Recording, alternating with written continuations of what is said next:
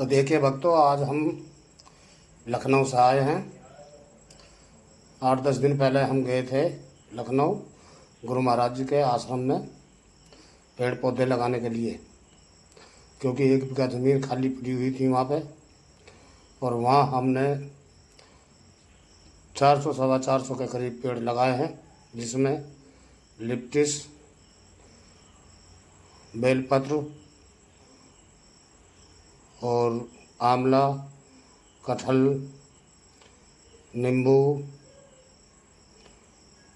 शायद नहीं है, और फुलवारी, कटहल आदि और फुलवारियाँ बहुत हैं, गुड़हल वगैरह है, और भी बेलवारी फुलवारियाँ हैं जो कि हमने लगाई हैं आश्रम के अंदर जा कर के, ताकि गुरु महाराज का आश्रम हरा भरा हो जाए। कई सौ वर्ष पुरानी जगह, जहाँ पर कभी हल नहीं चला होगा, उस जगह में हम लोगों ने गुरु महाराज और भगवान के आश्रित वो सब पेड़ लगा दिए हुए हैं, ताकि गुरु महाराज के आश्रम में पवित्रता, हरियाली और फूल फल खड़े हो जाएं। ये पेड़ सब जो हम बहुत धन्य समझेंगे, क्योंकि वो क्षेत्र ऐसा ही है, पड़ी हुई ज़मीनें कई सौ वर्ष पुरानी हैं, जिनमें कभी कुछ पैदा नहीं किया गया। उनमें से थोड़ी सी जगह गुरु महाराज की कृपा से वो आज हमारे समक्ष है। उसमें हमने सब पेड़ पौधे लगाए हैं ताकि वे पेड़ पौधे पैदा हो जाए। और इच्छा यही है कि हम गुरु महाराज जी के सपनों को साकार कर सकें। गुरु महाराज जी का सपना था वहाँ पर एक लंकेश्वर महादेव के नाम से एक मंदिर हो। सो हम बराबर कोशिश करेंगे ताकि गुरु महाराज के आश्रम में लंकेश्वर महादेव की स्थापना हो सके, और हम अपने आप को ये समझे कि हमने गुरु महाराज जी के सपने को साकार किया है। एक तारापीठ स्थान है, तारा यंत्र वहाँ पर स्थापित है आश्रम के अंदर, और हम ये चाहते हैं वहाँ पर तारा यंत्र की शक्ति के प्रभाव को साकार कर सकें।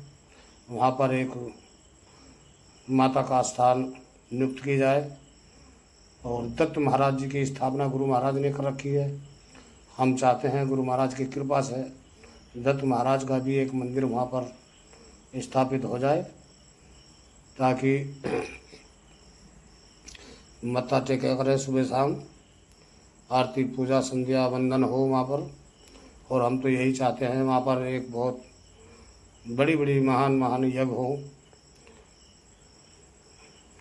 भगवत प्रेमी वहाँ पर सत्संग का आनंद ले सकें, और वहाँ पर बराबर भंडारा होता रहे, सदा व्रत लगा रहे, साधु संतों का आवागमन रहे, तो बड़ा अच्छा है। क्योंकि संगत कर ले साधु की आई ठले बराए, जो सूली मस्तक लगी तो कांटों पे टल जाए। साधु की संगत करने से अनेकों पापों का नाश हो जाता है। संगत की नहीं है साधु की तो आठों पैरों बाद, और यदि असाधु की संगत करेंगे तो हमारे मन में उपाधि सोचती है। तो इसलिए हमें संतों की संगत करना चाहिए। संतों के दर्शन बढ़े, दिन दिन बढ़े ज्ञान, हृदय हो गए चांदना, खुल जा भरम कुमार।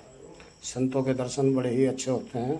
संतों के दर्शन करने से मन की भ्रांति खत्म हो जाती है, अज्ञानता खत्म हो जाती है, भरम दूर हो जाता है, और ज्ञान हो जाता है। इसको अपने आप को जानने की कोशिश करता है मनुष्य। यही साधु संतों के पास में बैठ करके अधिक से अधिक लाभ है कि मनुष्य को सत्संग सुनने से उसके मन पर ऐसा प्रभाव पड़े ताकि वो अपने आप को जानने की कोशिश करता रहे।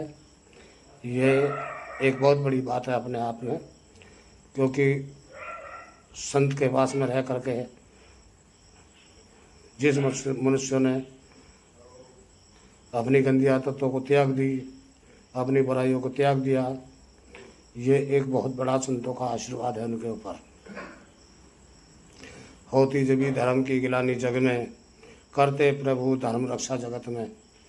जब जब गिलानी इस संसार में आ जाती है, धर्म में हो जाती है, उस समय पर महापुरुष बताते हैं कि भगवान नारायण साधु का रूप धारण करके इस संसार में आते हैं और मनुष्य को चेताते हैं, भगवान नाम से भगवत भक्ति से जोड़ देते हैं और मनुष्य का जीवों का कल्याण हो जाता है। बहुत बहुत साधुवाद, धन्यवाद। ओम नमो नारायण।